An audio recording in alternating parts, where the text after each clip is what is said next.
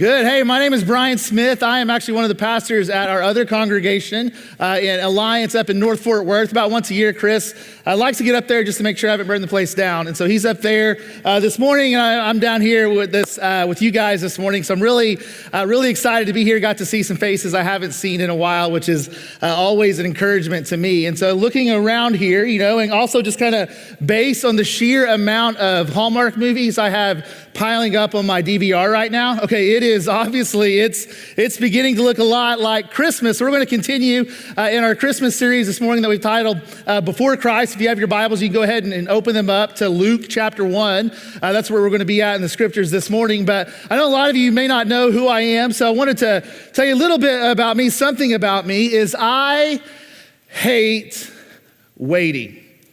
Okay, absolutely, positively, I hate waiting. Actually, just this past week, my wife and I, we were in my truck in the parking lot of our kids' school, and they are trying to cram like every possible activity into the final 2 weeks of the semester. So we're there, and we're like, in between a band rehearsal and a basketball game, and we're trying to sneak away and get dinner and all these things. And so we get in my truck and we pull to the edge of the parking lot. We come up right to the main road, and I look, and there's this huge line of cars kind of coming our directions. Now, when that happens, you've got two choices. Okay, one, the first thing, and maybe the safest thing to do, and probably the thing you should do, is you just kind of sit there and you wait for the cars to go by. You just jump in on the back of the line. So I hate waiting. And so your other option is just to punch it. Okay, and so just punch it. So that's the option I chose. We're sitting there. I punch it. I'm like, let's see what this Hemi can do. Okay, and I get out there and I get to the front of the line from my perspective with plenty of room to spare. Now, my wife, she saw things a little bit differently. I look, and she just got this look of agitation and frustration on her face.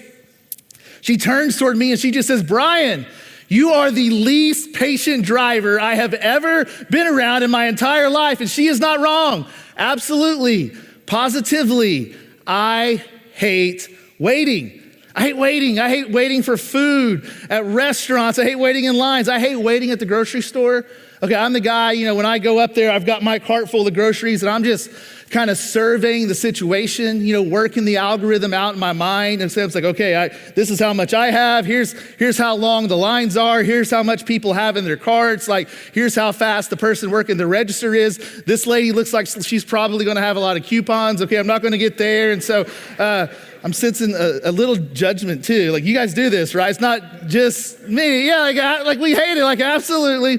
Positively, I hate waiting. But the one that just kind of puts me over the top, the one that tests my patience more than anything else, is DFW traffic. Can I get an amen? Are you guys here? Yeah, it's awful. It tests my patience. I can't tell you how many times I've been sitting in the parking lot, okay, also known as I-35, sitting there, okay, and I've just thrown it in park at this point, and I'm just sitting there, and then all of a sudden I'm like, gosh, what happened up in front of me? There has to have been this 5-car pileup for it to be this bad. And eventually traffic starts to move, and I eke forward, and I get to the point, to where I kind of start to see a breakthrough, and I'm looking around and trying to see what was it that caused this pileup, and 9 times out of 10, what is it? Nothing. It's one thing to have to wait. It's another thing entirely when you have to wait, and there's no clear reason why. Have you been there? Ever been there waiting and you don't know why? Waiting for God to come through for you, waiting for Him to move for you in some way, waiting, and you don't know why. Some of you know that feeling all too well. And obviously, we're not talking about traffic at this point, but some of you've been waiting for God to maybe open a womb. And you've been waiting. You had your plans and these 2.5 kids and exactly how far apart all the years were going to be. And you honored God in the way that you dated. And you just expected Him to bless you. And you've been trying and you've been trying and you've been trying. And you've been praying and you've been praying and you've been praying. But nothing. Waiting. And you don't know why. Some of you are waiting for God to restore a broken marriage. You're starting to drift, and you feel it. And you're drifting physically, and you're drifting emotionally, and you're connecting. You're just drifting apart, and you're doing what you need to do, and you're going to counseling, and you're working, and you're working, and you're working, and you're praying, and you're praying, and you're praying, but nothing but silence, waiting. And you don't know why. Some of you are waiting for a kid to come back to you, just kind of that rebellious, prodigal child. You've tried to instill your values to them, but those apparently weren't very valuable to them. And so they just kind of gone their own way. And they've run away from God. They've run away from you, and you're doing everything you can to get them to come back. And you're waiting and waiting and waiting and praying and praying and praying. But as you look out, no one's coming over the hill home to you. You're waiting, and you don't know why. Some of you waiting for a job. And listen, you're not looking for a Range Rover and 26-inch rims. Like, you're just trying to want to put food on the table. Okay, I want God to give presents for my kids, and you're waiting and you're waiting and you're waiting. You're putting out application after application after application, waiting, and you don't know why. Some of you, you're waiting for, it's a health crisis, and you've got a diagnosis that you weren't expecting.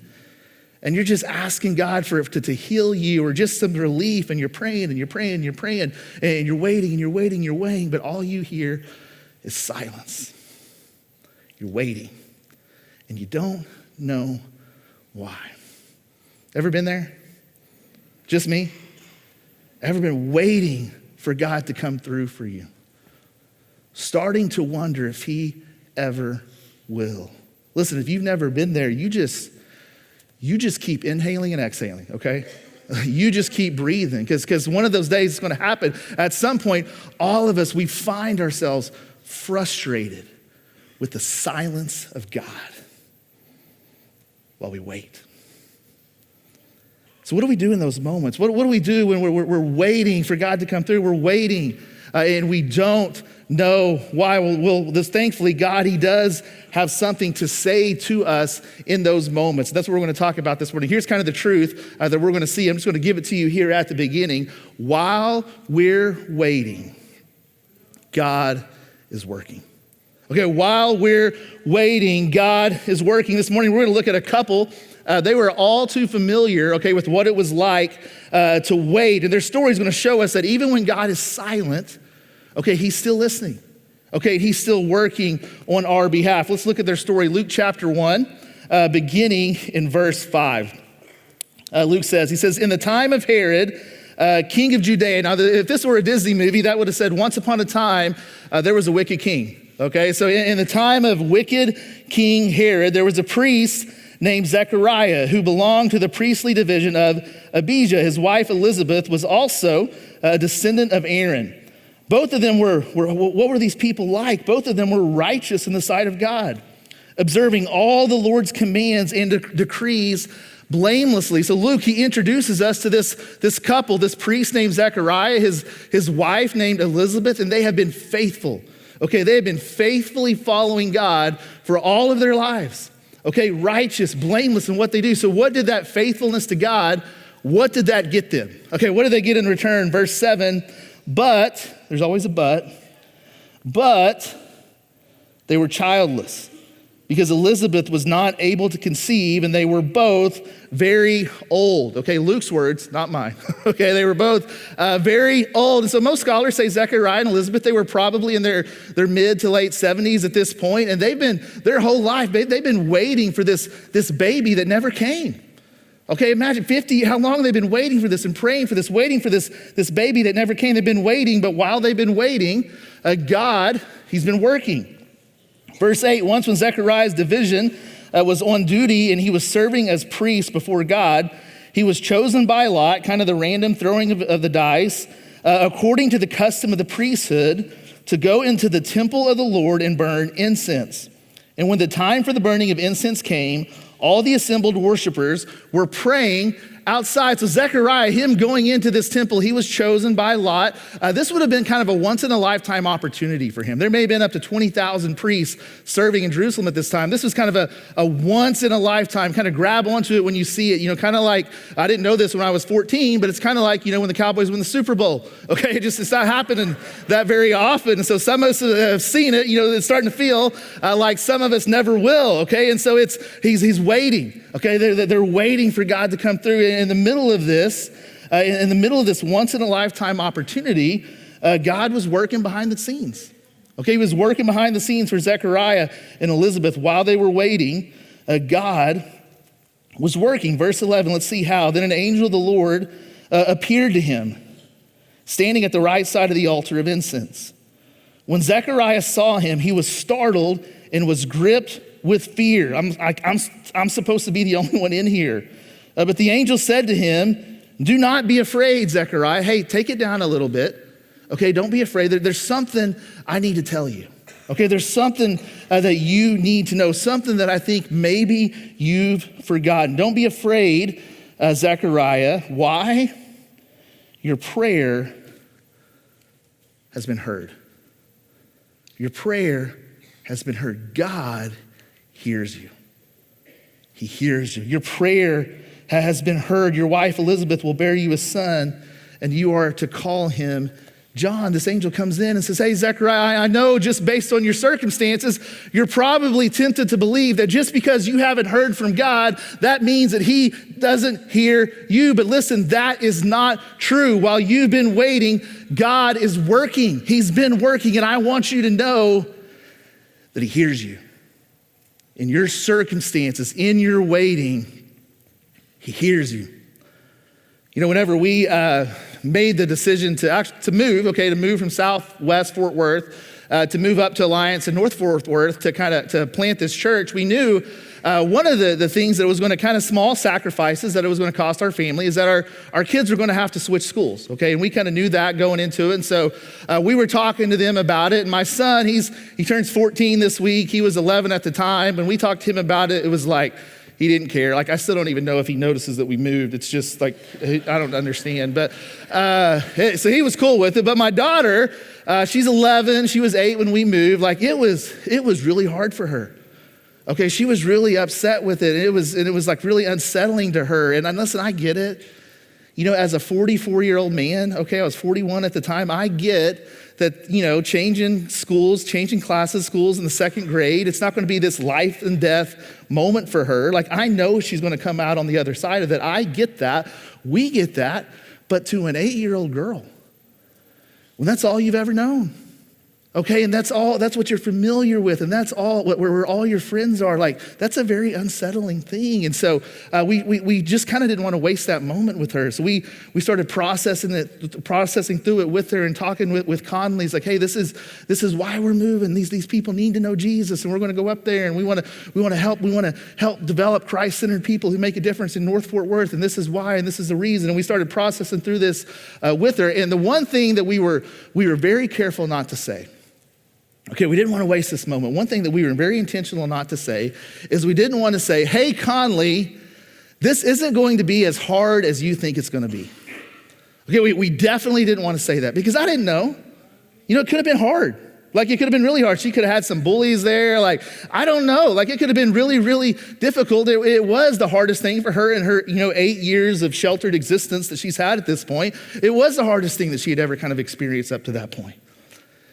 And so I remember I sat her down and says, Conley, I can't promise you that it's not going to be hard. But here's what I can promise you. God, he hears you. He hears you.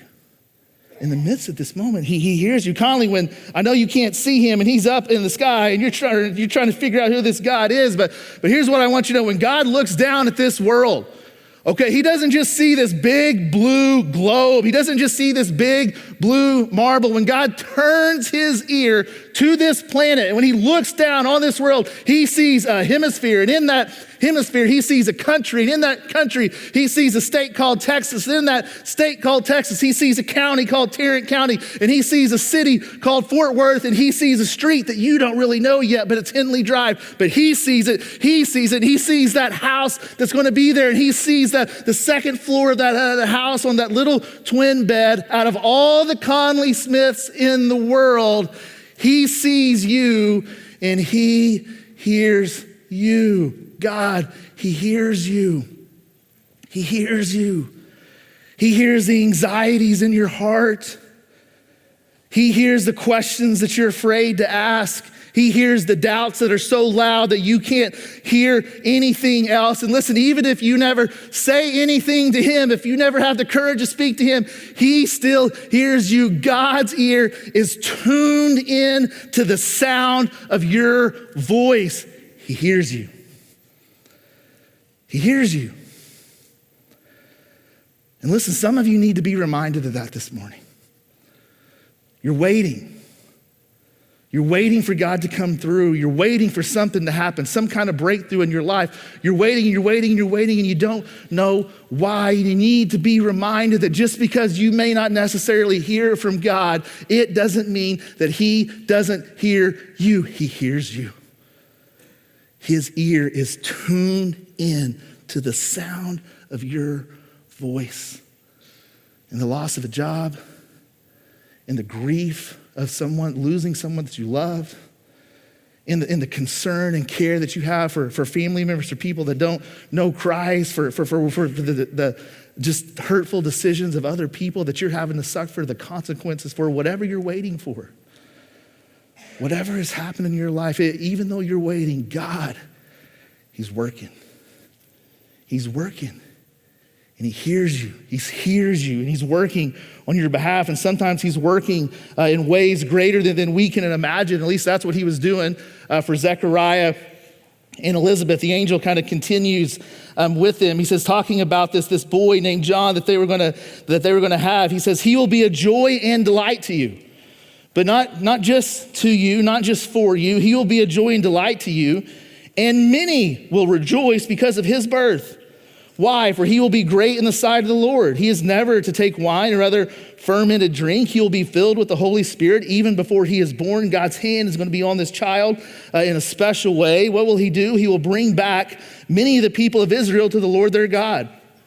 And he will go on before the Lord in the spirit and power of Elijah to turn the hearts of the parents to their children and the disobedient to the wisdom of the righteous. Why were they waiting?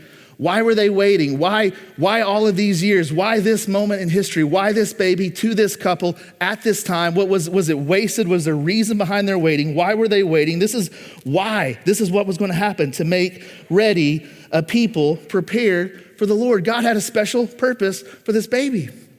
Listen, while they were waiting, God was working. He was working out his perfect plan in his perfect time. Zechariah and Elizabeth, they were just waiting for a baby. And this angel comes and says, hey, you're not just going to have a baby, you're going to have a prophet. But not just any prophet, a very special prophet, okay? The prophet that Malachi predicted 400 years ago would be born. And when he came, he would be the forerunner. He would prepare the way for Israel's Messiah, okay? You've been waiting for decades. The people of Israel, they've been waiting for centuries. Okay, centuries for this moment, centuries for this time. And I'm sure it was tempting to believe those decades, those years, those centuries of waiting that God wasn't working, but that wasn't the case. He was working out his perfect plan to happen at his perfect time. While they were waiting, God was working in ways they couldn't see. In ways that they couldn't comprehend. While they were waiting, God was working, which isn't always an easy thing to believe. It wasn't for Zechariah. Zechariah asked the angel, how can I be sure? How can I be sure of this? I'm an old man, and my wife is well along in years. So I do appreciate the fact that even 2,000 years ago, he had the common sense not to call his wife old, okay? She's like, hey, I'm old. She is well advanced in years, okay? And so he's a smart guy that we're working here with. And so, but Zechariah, he has some doubts, okay? And he asks some questions. And obviously, you know, they're in their mid to late 70s. They're well past the baby making stage of their career at this point. And but I don't think that's just it. I don't think it was just the biology of the whole thing. You can kind of sense it in his question, can't you? How can I be sure? Can I count on this? Can I put the weight of my hope and my life on what you're telling me right now? Can I be sure? How sturdy is this, what you're telling me? You see, I'm sure somewhere along the way, they're in their 70s. They've been married for 50 plus years, I'm sure at this point. They've been trying. They've been praying. And I'm sure somewhere along the way in those 50 years, moments had come to where they had gotten their hopes up. I'm sure there were mornings where Elizabeth woke up and they've been trying to get pregnant, and she's been praying, and she wakes up and she's a couple days late, and she gets up and she's sick and she's nauseous and she's just kind of weak, and she starts to think to herself, hey, could this be it? Like what I've been hoping for, does it happen? Could this be the moment? Only to find out a couple days later that it wasn't. Maybe there were some miscarriages along the way. But you can kind of sense he asks, hey, can I be sure? Like, can I bank on this? Listen, we've been disappointed before. Can I be sure? Are you certain? Because if you're not, I don't think I can take it anymore. And we've been there.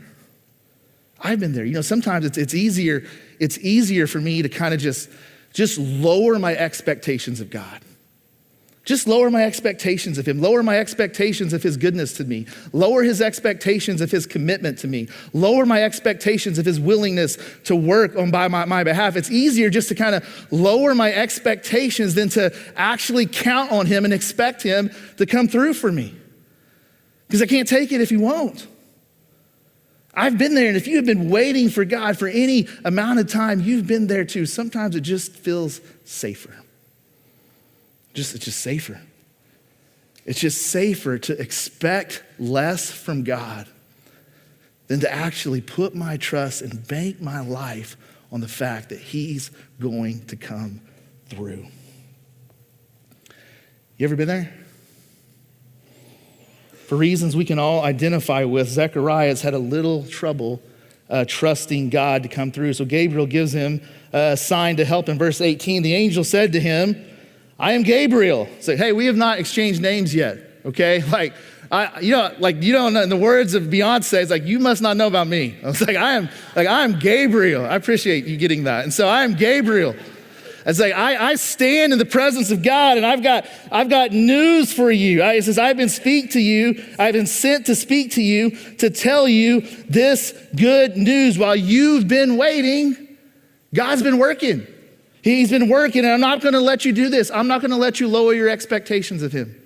I'm not going to let you lower your expectations of who he is and his goodness for you and his commitment to you. I'm not going to let you do that. In verse 20, he continues. He says, I'm Gabriel. He says, and now you will be silent and not able to speak until the day this happens. Why? Because you do not believe my words, which will come true, maybe not exactly when you wanted them to. They will come true at their appointed time. So Zechariah, he has a little bit of trouble just trusting God in this moment and in the waiting. So God says, hey, you're going to wait a little bit more, okay? And he kind of puts Zechariah in a timeout, okay? Sometimes the only thing worse than having to wait on God is wishing that you had, okay? And so this is kind of a little moment of discipline here. But God, that was Zechariah's response. It's like, can I trust what you're going to do? Can I trust what you're telling me is going to happen? That's his response. But what about mama?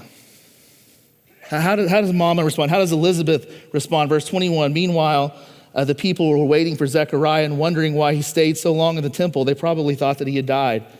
When he came out, he could not speak to them. They realized he had seen a vision in the temple, for he kept making signs to them, but remained unable to speak. When his time of service was completed, he returned home, and you can kind of read between the lines here. After his wife Elizabeth became pregnant, and for 5 months remained in seclusion. And I love Elizabeth's response here to everything that God's done in her life. Last verse we're going to look at here, verse 25, she says, the Lord has done this for me. The Lord has done this for me, she said, in these days. In these days.